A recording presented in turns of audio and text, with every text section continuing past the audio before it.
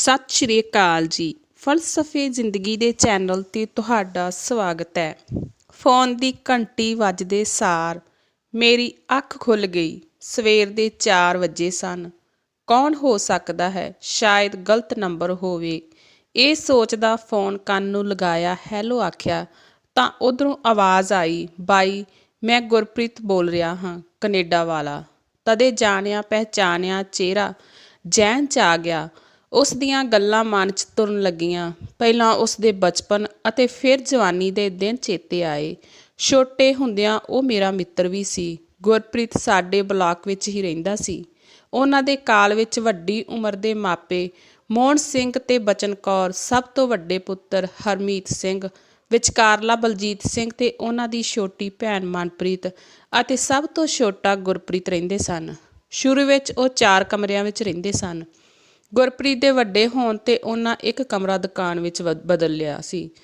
ਉਹ ਚੌਥਾ ਕਮਰਾ ਹਰਮੀਤ ਸਿੰਘ ਕੋਲ ਸੀ। ਭਾਵੇਂ ਕਮਰੇ ਦੀ ਹਰਮੀਤ ਸਿੰਘ ਨੂੰ ਸਖਤ ਜ਼ਰੂਰਤ ਸੀ, ਪਰ ਉਸ ਨੂੰ ਦੁਕਾਨ 'ਚ ਬਦਲਣਾ ਉਹਨਾਂ ਦੀ ਮਜਬੂਰੀ ਸੀ। ਦਰਅਸਲ 4 ਸਾਲ ਦੀ ਉਮਰ ਵਿੱਚ ਗੁਰਪ੍ਰੀਤ ਦੀਆਂ ਦੋਵੇਂ ਲੱਤਾਂ ਨੇ ਕੰਮ ਕਰਨਾ ਬੰਦ ਕਰ ਦਿੱਤਾ। ਮਾਂ ਪਿਓ ਉਸ ਨੂੰ ਕਈ ਡਾਕਟਰਾਂ ਕੋਲ ਲੈ ਕੇ ਗਏ, ਪਰ ਕੋਈ ਫਰਕ ਨਹੀਂ ਪਿਆ। ਫਿਰ ਉਸ ਦਾ ਤੁਰਨਾ ਫਿਰਨਾ ਬਿਲਕੁਲ ਬੰਦ ਹੋ ਗਿਆ।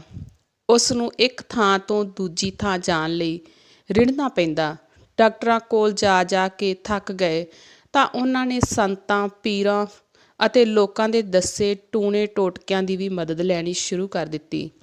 ਉਹਨਾਂ ਨੇ ਸਾਰੇ ਪੀਰ ਫਕੀਰ ਧਿਆਏ, ਪਰ ਕਿਸੇ ਕੋਲੋਂ ਵੀ ਉਸ ਦੀਆਂ ਲੱਤਾਂ ਵਿੱਚ ਜਾਨ ਨਹੀਂ ਫੂਕੀ ਗਈ ਅਤੇ ਗੁਰਪ੍ਰੀਤ ਉਸੇ ਤਰ੍ਹਾਂ ਰਿੜ੍ਹਦਾ ਹੀ ਚੱਲਦਾ ਰਿਹਾ। ਆਖਿਰ ਥੱਕ ਕੇ ਮਾਪਿਆਂ ਨੇ ਗੁਰਪ੍ਰੀਤ ਨੂੰ ਰੱਬ ਆਸਰੇ ਛੱਡ ਦਿੱਤਾ। ਉਸ ਦੇ ਭੈਣ ਭਰਾ ਰੋਜ਼ ਸਕੂਲ ਪੜ੍ਹਨ ਜਾਂਦੇ, ਪਰ ਗੁਰਪ੍ਰੀਤ ਕਿਤੇ ਵੀ ਜਾਣ ਜੋਗਾ ਨਹੀਂ ਸੀ ਰਿਹਾ। ਸਰੀਰੋਂ ਭਾਵੇਂ ਗੁਰਪ੍ਰੀਤ ਅਪਾਹਿਜ ਸੀ, ਪਰ ਦਿਮਾਗ ਪੱਖੋਂ ਉਹ ਭੈਣ ਭਰਾਵਾਂ ਨਾਲੋਂ ਕਿਤੇ ਤੇਜ਼ ਸੀ। ਘਰ 'ਚ ਰਹਿੰਦਿਆਂ ਹੌਲੀ ਹੌਲੀ ਉਹਨਾਂ ਦੀਆਂ ਕਿਤਾਬਾਂ ਪੜ੍ਹਨ ਦੀ ਕੋਸ਼ਿਸ਼ ਕਰਦਾ। ਇਸ ਵਿੱਚ ਉਸ ਦੀ ਭੈਣ ਮਨਪ੍ਰੀਤ ਕੌਰ ਨੇ ਬਹੁਤ ਮਦਦ ਕੀਤੀ। ਜਦੋਂ ਮਨਪ੍ਰੀਤ ਆਪ ਪੜ੍ਹਨ ਬੈਠਦੀ ਤਾਂ ਉਹ ਗੁਰਪ੍ਰੀਤ ਨੂੰ ਵੀ ਨਾਲ ਲੈ ਲੈਂਦੀ। ਪਹਿਲਾਂ ਉਸਨੇ ਗੁਰਪ੍ਰੀਤ ਨੂੰ ਅੱਖਰਾਂ ਦੀ ਪਹਿਚਾਣ ਕਰਾਈ, ਫਿਰ ਹੌਲੀ ਹੌਲੀ ਅੱਖਰਾਂ ਨੂੰ ਜੋੜ ਸ਼ਬਦ ਪੜ੍ਹਨ ਲਾ ਦਿੱਤਾ। ਆਖਿਰ ਉਹ ਪੰਜਾਬੀ ਅਤੇ ਅੰਗਰੇਜ਼ੀ ਦੀਆਂ ਕਿਤਾਬਾਂ ਵੀ ਪੜ੍ਹਨ ਲੱਗਿਆ। ਘਰ ਵਿੱਚ ਮਨਪ੍ਰੀਤ ਨੂੰ ਛੱਡ ਉਸ ਦੇ ਦੂਜੇ ਨੰਬਰ ਵਾਲਾ ਭਰਾ ਵੀ ਉਸ ਨੂੰ ਬਹੁਤ ਪਿਆਰ ਕਰਦਾ ਸੀ। ਉਹ ਵੀ ਉਸ ਨਾਲ ਗੱਲਾਂ ਕਰਦਾ, ਉਸ ਦੀ ਰੁਚੀ ਅਨੁਸਾਰ ਉਸ ਦੀ ਹਰ ਮੰਗ ਪੂਰੀ ਕਰਦਾ। ਪਤਾ ਨਹੀਂ ਕਿਉਂ ਪੜ੍ਹਾਈ ਨੂੰ ਛੱਡ ਬਿਜਲੀ ਨਾਲ ਚੱਲਣ ਵਾਲੀਆਂ ਚੀਜ਼ਾਂ ਵਿੱਚ ਗੁਰਪ੍ਰੀਤ ਦੀ ਰੁਚੀ ਵੱਧ ਗਈ ਸੀ। ਉਹ ਕਦੇ ਟੇਪ ਰਿਕਾਰਡਰ ਖੋਲ੍ਹ ਲੈਂਦਾ ਤੇ ਕਦੇ ਕੋਈ ਛੋਟੀ ਮਸ਼ੀਨ ਠੀਕ ਕਰਨ ਦੀ ਕੋਸ਼ਿਸ਼ ਕਰਦਾ। ਉਸ ਦੇ ਭਰਾ ਨੇ ਉਸ ਨੂੰ ਬਿਜਲੀ ਦੇ ਸਾਰੇ ਜੁਗਾੜ ਲਿਆ ਕੇ ਦੇ ਦਿੱਤੇ ਸਨ। ਉਹ ਘਰ ਵਿੱਚ ਪਹਿਲਾਂ ਬਿਜਲੀ ਦੀ ਕੋਈ ਚੀਜ਼ ਖਰਾਬ ਕਰਦਾ, ਫਿਰ ਉਸ ਨੂੰ ਠੀਕ ਕਰਨ ਦੀ ਕੋਸ਼ਿਸ਼ ਕਰਦਾ। ਅਜੇ ਉਹ ਮਸਾਂ 13-14 ਸਾਲਾਂ ਦਾ ਹੀ ਹੋਇਆ ਸੀ ਕਿ ਬਿਜਲੀ ਦੀਆਂ ਕਈ ਮਸ਼ੀਨਾਂ ਖੋਲ੍ਹ ਕੇ ਸਵਾਰਨ ਲੱਗ ਪਿਆ ਸੀ।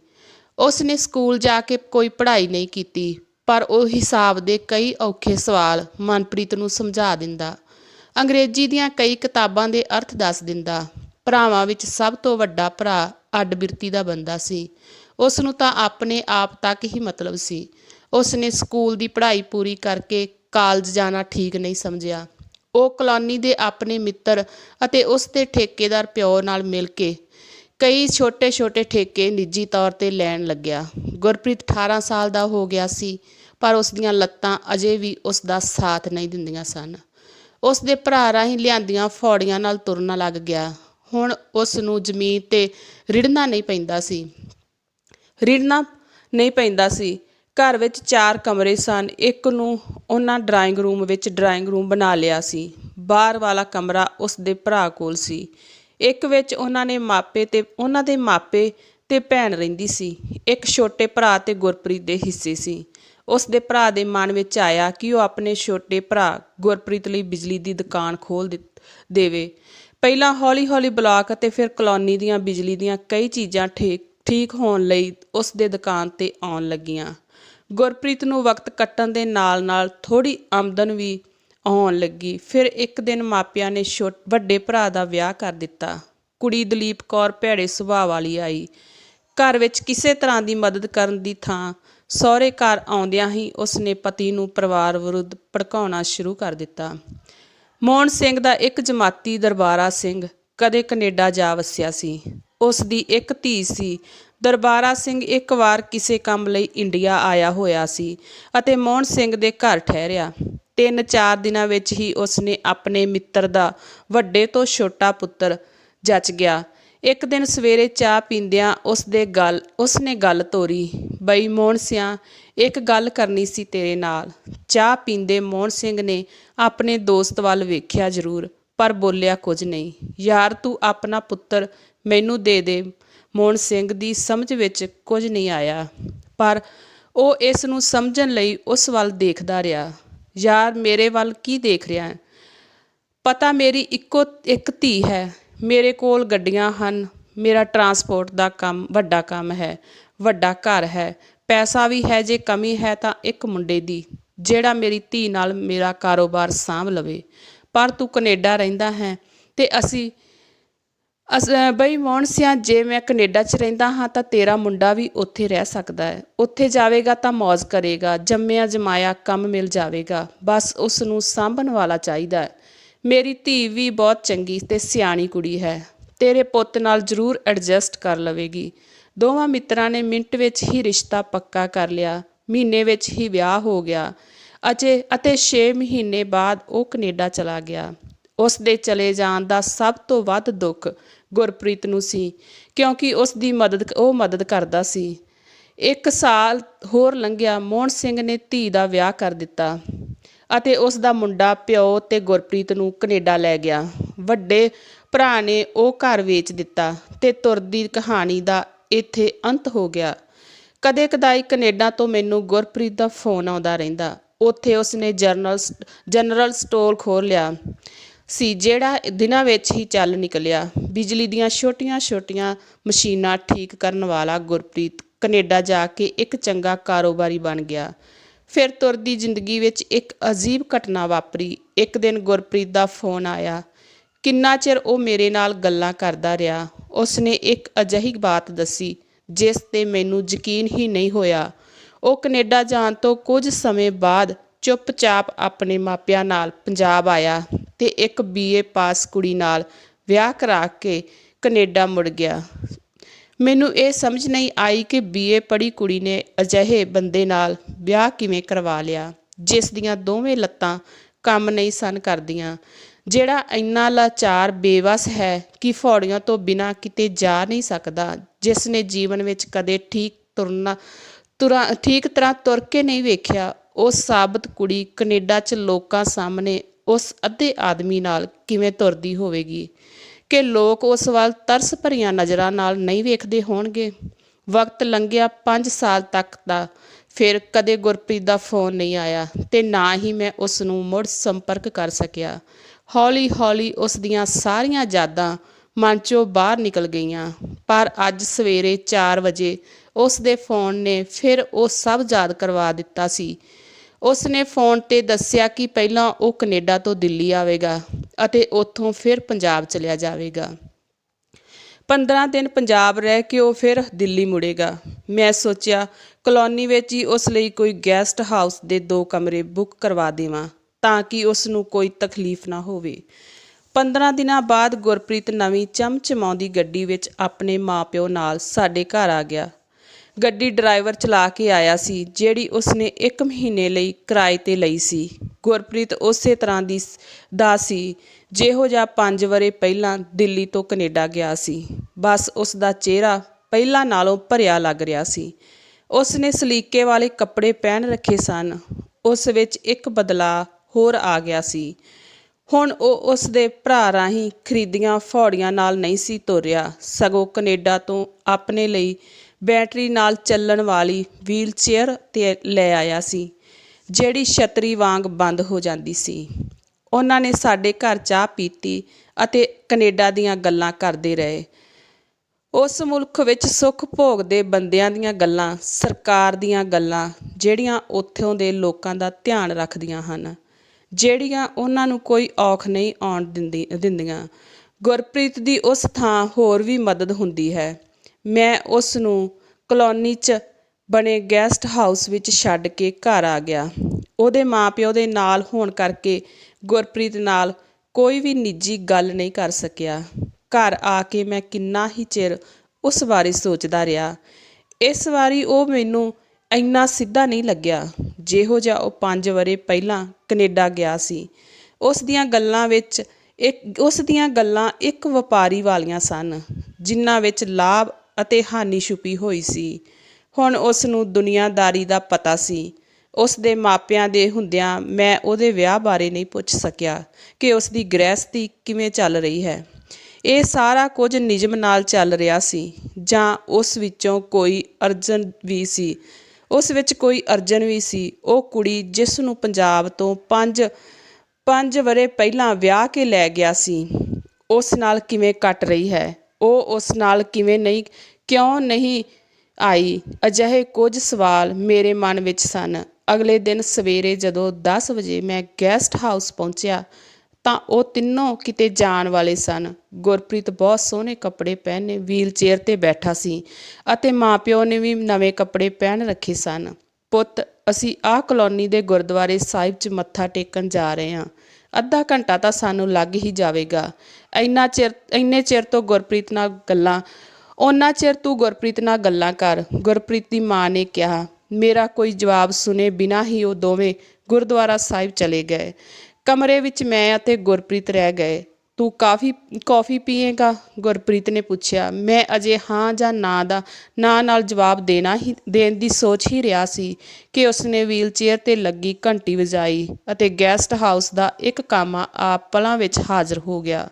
ਬਾਈ, 2 ਕੱਪ ਕੌਫੀ। ਕਾਮਾ ਚਲਾ ਗਿਆ। ਹੁਣ ਮੇਰੇ ਮਨ ਵਿੱਚ ਕਿੰਨੇ ਹੀ ਸਵਾਲ ਸਨ ਜਿਨ੍ਹਾਂ ਦੀ ਉਲਝਣ ਵਿੱਚ ਮੈਂ ਰਾਤ ਭਰ ਉਲਝਿਆ ਰਿਹਾ ਸੀ, ਪਰ ਉਹਨਾਂ ਦਾ ਕੋਈ ਵੀ ਠੀਕ ਹੱਲ ਨਹੀਂ ਸੀ ਲੱਭ ਸਕਿਆ।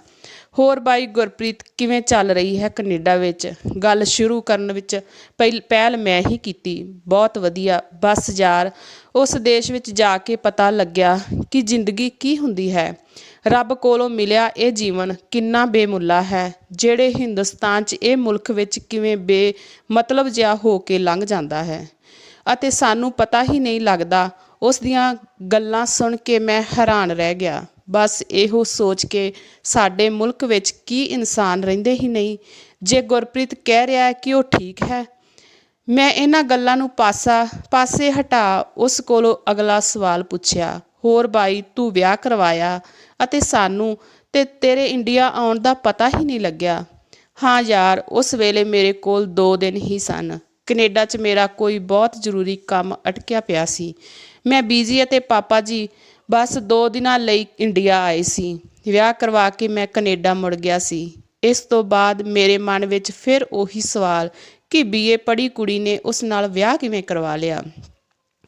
ਉਹ ਰਾਜੀ ਕਿਵੇਂ ਹੋ ਗਈ, ਜਦੋਂ ਕਿ ਉਸ ਸਾਹਮਣੇ ਤਾਂ ਅੱਧਾ ਆਦਮੀ ਸੀ ਜਿਸ ਨਾਲ ਉਸਨੇ ਸਾਰੀ ਉਮਰ ਕੱਟਣੀ ਸੀ। ਮੈਂ ਕੋਸ਼ਿਸ਼ ਕਰਨ 'ਤੇ ਵੀ ਇਹ ਗੱਲ ਗੁਰਪ੍ਰੀਤ ਕੋਲੋਂ ਪੁੱਛ ਨਾ ਸਕਿਆ ਅਤੇ ਉਸ ਮੂਹਰੇ ਅਗਲਾ ਸਵਾਲ ਰੱਖ ਦਿੱਤਾ। ਉਹ ਯਾਰ, ਤੇਰੀ ਗ੍ਰਹਿਸਥੀ ਕਿਹੋ ਜਿਹੀ ਟੁਰ ਰਹੀ ਹੈ? ਉਹ ਤੇਰੇ ਨਾਲ ਇੰਡੀਆ ਕਿਉਂ ਨਹੀਂ ਆਈ? ਇਸ ਵਾਰੀ ਮੈਂ ਇਕੱਠੇ 2 ਸਵਾਲ ਪੁੱਛੇ। ਉਸਨੇ ਮੇਰੇ ਇਹਨਾਂ ਸਵਾਲਾਂ ਦਾ ਜਵਾਬ ਤੁਰੰਤ ਨਹੀਂ ਦਿੱਤਾ, ਜਿਵੇਂ ਇੱਕ ਸੋਚ ਜਿਹੀ ਵਿੱਚ ਪੈ ਗਿਆ ਸੀ। ਉਹ ਕੁਝ ਚਿਰ ਦੀ ਚੁੱਪ ਮਗਰੋਂ ਉਸਨੇ ਬੋਲਣਾ ਸ਼ੁਰੂ ਕੀਤਾ। ਬਾਈ, ਉਹ ਕੁੜੀ ਤਾਂ ਹੋ ਗਿਆ। ਉਹ ਮੈਨੂੰ ਛੱਡ ਕੇ ਕਿਸੇ ਹੋਰ ਮੁੰਡੇ ਨਾਲ ਚਲੀ ਗਈ। ਉਸ ਦਾ ਜਵਾਬ ਜਿਵੇਂ ਠਾਹ ਕਰਕੇ ਮੇਰੇ ਦਿਲ 'ਤੇ ਵੱਜਾ। ਜਿਵੇਂ ਕਰਾਹੇ ਪਏ ਮੇਰੇ ਸਵਾਲਾਂ ਨੂੰ ਪਲਾਂ ਵਿੱਚ ਸਾਰੇ ਜਵਾਬ ਮਿਲ ਗਏ। ਇਸ ਵਾਰ ਮੈਂ ਉਸ ਨੂੰ ਸਿਰਫ ਇੱਕ ਸ਼ਬਦ ਵਾਲਾ ਹੀ ਸਵਾਲ ਪੁੱਛਿਆ।